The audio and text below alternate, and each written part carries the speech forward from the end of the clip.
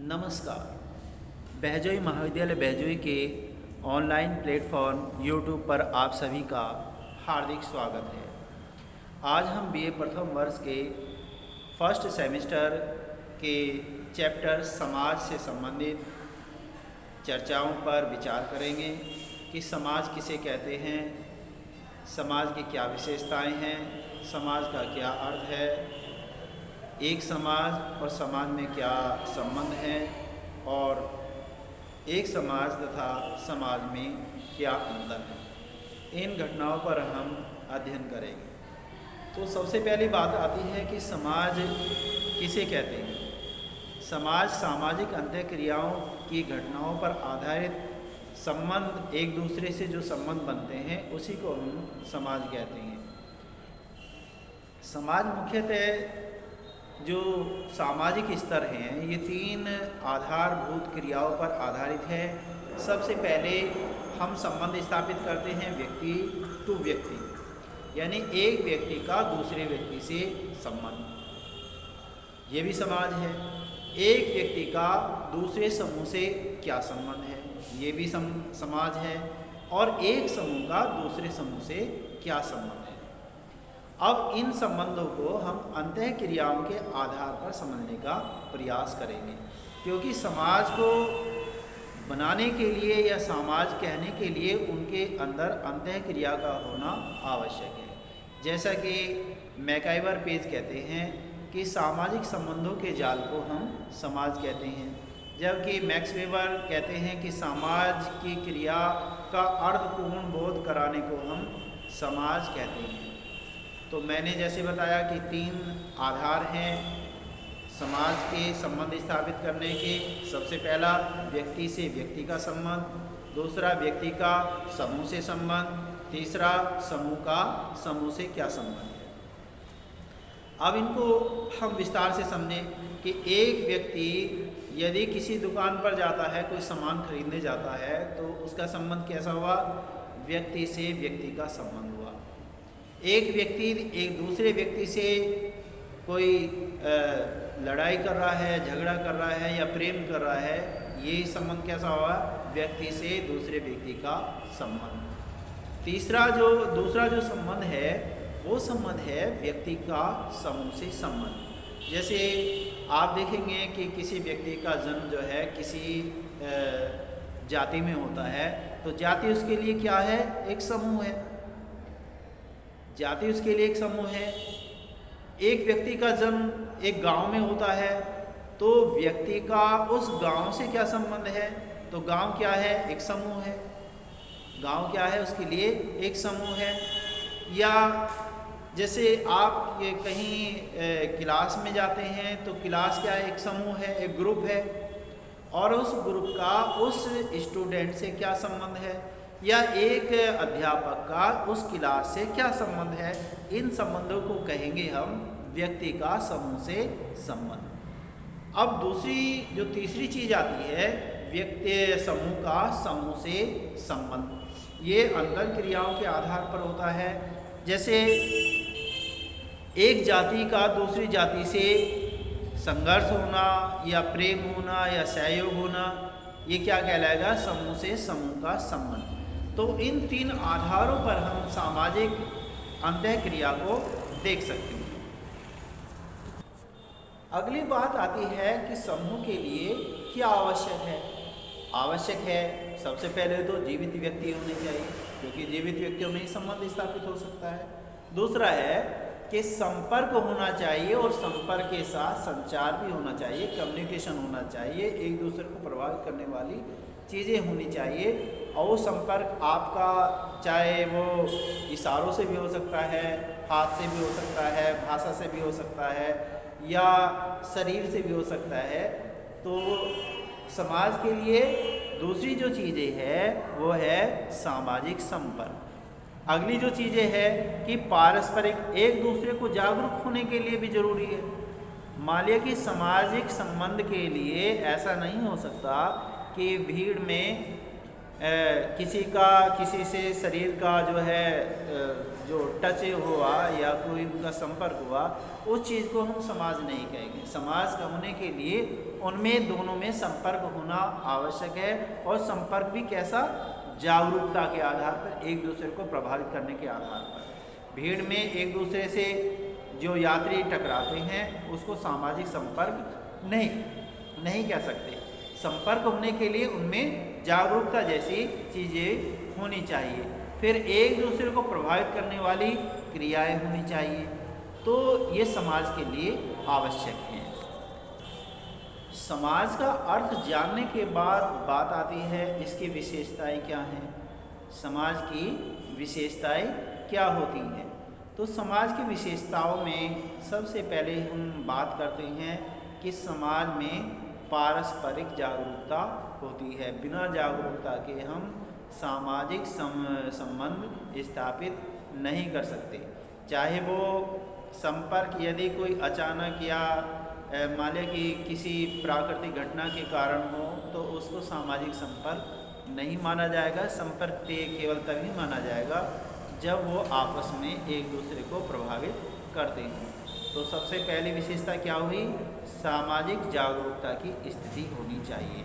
दूसरी है समाज कैसा होता है, समाज अमूर्त होता है। अमूर्त का मतलब होता है जो हमें दिखाई नहीं देते।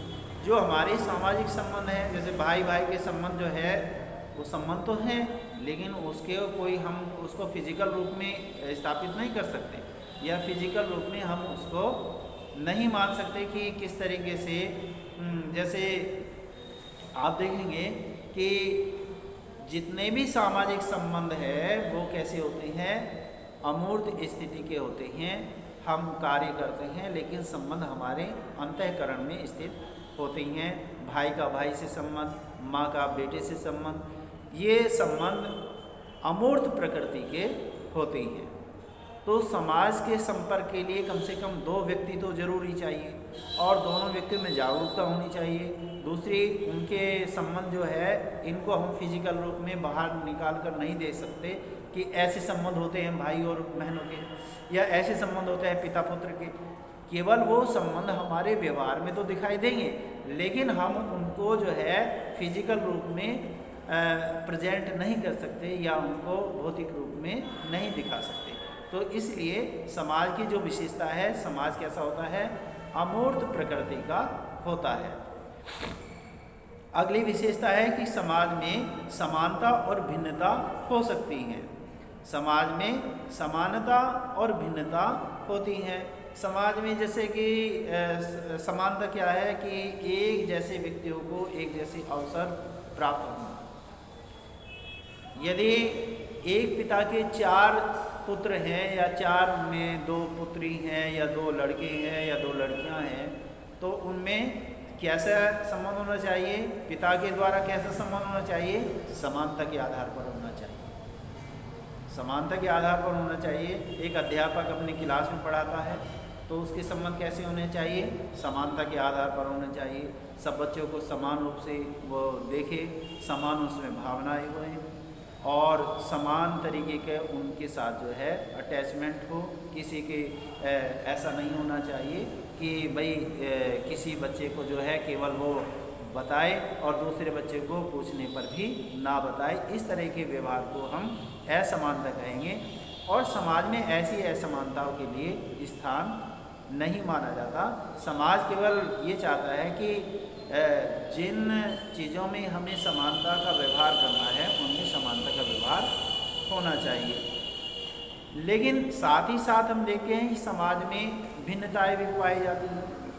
भाई शरीर के आधार पर, जेंडर के आधार पर, आयु के आधार पर, या संपत्ति के आधार पर, या मेहनत के आधार पर बहुत सारी असमानताएं दिखाई देती हैं। तो समाज में समानता के साथ साथ असमानताएं भी होती हैं, और समाज में समानता और असमानता दोनों साथ साथ समाज के अस्तित्व को बनाए रखती हैं। समाज की ये एक महत्वपूर्ण विशेषता है कि समाज में समानता के साथ साथ असमानता का भी अस्तित्व रहता है। असमानता को हम इग्नोर नहीं कर सकते। अगली जो विशेषता है कि समाज में एक दूसरे का सहयोग की भावना पाई जाती है। यदि कोई अध्यापक पढ़ा रहा है तो बच्चों को चुप रहना होगा या छात्रों को चुप रहना होगा। माँ बाप कुछ कार्य या कोई समाज में, तो इस तरह का क्या है, ये सहयोग की भावना है। माँ बाप अपने बच्चों को स्कूल में भेज रहे हैं, पैसे खर्च कर रहे हैं, माँ उसके लिए भोजन बना रही है और भाई उसके लिए पैसों का इंतजाम कर रहे हैं, तो ये सब किस चीज़ में आते हैं, सहयोग में आते हैं। और बिना सहयोग के समाज की कल्पना नहीं की जा सकती। तो समाज का एक नेसेसरी या आवश्यक अंग क्या है, सहयोग। सहयोग के बिना समाज के अस्तित्व की कल्पना नहीं की जा सकती। हमारा जितना भी व्यवहार है उसमें अधिकांश भाग जो होता है सहयोग का ही होता है। माँ अपने बच्चे को भोजन बनाती है, पिता अपने बच्चों के लिए कमा कर लाता है, बच्चे अपने माँ बाप की सेवा करते हैं। ये सारी चीज़ें सहयोग के ही उदाहरण होती हैं। अब अगली बात आती है, अगली जो विशेषता है, समाज में सहयोग के साथ साथ संघर्ष की स्थिति भी पाई जाती है। संघर्ष का मतलब है, संघर्ष का सीधे सीधे अर्थ तो ये निकाला जाता है झगड़ा या किसी को नुकसान पहुंचाना। समाजशास्त्र में भी यही अर्थ माने जाते हैं, लेकिन समाजशास्त्र में दो तरीके से अर्थ माने जाते हैं। संघर्ष का एक जो है संगठनात्मक रूप और एक विघटनात्मक रूप।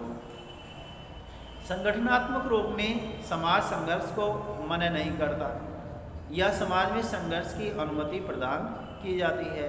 समाज में जैसे कि आप किसी को, जैसे एक देश दूसरे देश से क्या करता है, संघर्ष की भावना रहती है, उनमें असहयोग पाया जाता है, सीमाओं पर तनाव पाया जाता है, तो इस स्थिति को क्या कहते हैं, संघर्ष कहते हैं। और ये संघर्ष गांव में, परिवार में या क्लास में, या फिर आप देखेंगे कि जातियों में, अन्य स्थानों पर सब जगह संघर्ष की इस तरह की स्थिति पाई जाती है कि एक व्यक्ति या एक समूह दूसरे को नुकसान पहुंचाना चाहता है। अब बात आती है कि एक संघर्ष का ये तो हुआ विघटनात्मक रूप। हालांकि समाज में कुछ अपवादों को छोड़ दें तो इसकी भी अनुमति है, जैसे क्योंकि आदमी को संघर्ष के बिना दूसरे देश से संघर्ष करना, दूसरे दोस्त से या मित्र से या शत्रु से संघर्ष करना कोई ये अपरिहार्य घटना है। इससे इसी समाज को भले ही हम कितना बुरा मानते रहें, लेकिन समाज इसको रोकता नहीं है या रोक नहीं पाया है। आगे बात आती है संघर्ष के एक संगठनात्मक रूप की, जिसे हम प्रतियोगिता कहते हैं। एक बच्चा अपने क्लास में सबसे ज़्यादा नंबर लाना चाहता है, तो ये क्या है, संघर्ष ही है। संघर्ष कर रहा है, स्ट्रगल कर रहा है। एक बच्चा दौड़ में आगे आने का प्रयास कर रहा है, ये भी संघर्ष है। लेकिन ऐसे संघर्ष को समाज ने कभी भी बुरा नहीं माना और समाज ने इसको हमेशा अनुमति प्रदान की है, जिसे हम प्रतियोगिता या प्रतिस्पर्धा के नाम से जानते हैं। और समाज में देखेंगे तो ये स्थिति कमोबेश सभी समाजों में पाई जाती है। जहाँ हम सहयोग की भावनाओं को ये कहते हैं कि समाज में सहयोग होना अपरिहार्य है, सहयोग के बिना समाज की कल्पना नहीं की जा सकती, लेकिन संघर्ष भी उतना ही महत्वपूर्ण है। संघर्ष ऐसा कोई समाज नहीं है जहाँ पर कोई संघर्ष की स्थिति ना पाई जाती हो। और संघर्ष क्यों होता है, क्योंकि हमारी आवश्यकताओं को पूरा करने के लिए सीमित साधन है, और सीमित साधन है तो फिर वो साधन किसको मिलेंगे। वो साधन के लिए हमें कोई ना कोई ऐसा नियम बनाना पड़ेगा जिससे कि समाज में एक व्यवस्था भी बने रहे और वह जो आवश्यकताओं की पूर्ति उस व्यक्ति की होती रहे जो समाज में स्थायित्व बनाने या समाज में सहयोग प्रदान करने के लिए आवश्यक है। तो समाज की जो एक महत्वपूर्ण विशेषता है वो क्या है, समाज में सहयोग के साथ साथ संघर्ष भी पाया जाता है। समाज में सहयोग और संघर्ष दोनों ही होते हैं। अगली जो विशेषता है कि समाज में अन्यों आश्रिता पाई जाती है। समाज जो है अन्यो आश्रिता का मतलब एक दूसरे पर निर्भर होना। अभी मैंने बताया कि जैसे बच्चे किस पर निर्भर है, अपने माता पिता पर निर्भर है, और माता पिता किस पर निर्भर है, हो सकता है वो बच्चों पर निर्भर हो जाए।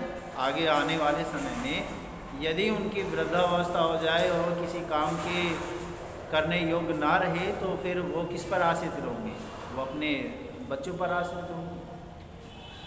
एक जो ट्रैक्टर चलाने वाला किस पर आश्रित है, एक ट्रैक्टर चलाने वाला डीजल पर आश्रित है, यानी मैकेनिक पर आश्रित है, मशीन बनाने वाली कंपनियों पर आश्रित है, टायर बनाने वाली कंपनियों पर आश्रित है, या एक कंपनी जो है, या आप मानकर चलिए एक ट्रैक्टर की कंपनी है तो उसको ट्रैक्टर के बहुत सारे पार्ट्स होते हैं, उसमें टायर भी होते हैं, इसमें इंजन भी होता है, इसमें लाइट भी होते हैं। तो लाइट के लिए उसे दूसरी कंपनी से कॉन्ट्रैक्ट करना पड़ेगा, टायर के लिए उसे दूसरी कंपनी से कॉन्ट्रैक्ट करना पड़ेगा। तो इस तरीके से वो जो है एक दूसरे पर आश्रिता पाई जाती है, यानी एक दूसरे पर निर्भर समाज पाया जाता है। चाहे वो कपड़ों के मामले में है, अब कोई कपड़े को बनाता है तो कपड़े की कोई सिलाई करता है, कोई कपड़े की डिजाइनिंग करता है, तो कोई कपड़े पर रंगाई करता है। तो एक ही व्यक्ति को दूसरे व्यक्तियों पर, दूसरे के काम पर निर्भर रहना पड़ता है। तो ये समाज की क्या है, एक विशेषता है कि समाज में अन्यो आश्रिता पाई जाती है। अगली जो विशेषता है कि समाज में परिवर्तनशील व जटिल व्यवस्था है। समाज कैसा है, एक परिवर्तनशील और एक जटिल व्यवस्था पाई जाती है। यानी जटिल का मतलब है जो सीधे सीधे समझ में ना आती हो या कठिनाई से समझ में आती हो। जटिल का मतलब उलझा हुआ या फिर उसको, तो समाज में परिवर्तन तो होता है, लेकिन परिवर्तन किन कारणों से होता है इसको स्पष्ट नहीं बताया जा सकता। जैसे बहुत सारे लोग कहते हैं कि शिक्षा से परिवर्तन आता है, ठीक है, शिक्षा से परिवर्तन आता है, लेकिन टेक्नोलॉजी से भी परिवर्तन आता है। या फिर आप कहेंगे कि आदमी की आर्थिक स्थिति यदि उन्नत हो जाए तो उसमें भी परिवर्तन आता है। मात्र शिक्षा से ही परिवर्तन आता है या शिक्षा के कारण ही परिवर्तन हुआ हो, ये कहना संभव नहीं है, क्योंकि परिवर्तन के अनेक कारक होते हैं और किस कारक का कितना महत्वपूर्ण स्थान रहा है या कितना उसने उसको प्रभावित किया है, चाहे वो टेक्नोलॉजी है, चाहे वो अर्थव्यवस्थाएँ हैं या वो राजनीतिक व्यवस्थाएँ हैं, किस व्यवस्था ने कौन सा परिवर्तन को कितना प्रभावित किया है, इसके बारे में कोई भी मापतोल नहीं की जा सकती। इसके बारे में कोई भी मापतोल नहीं की जा सकती।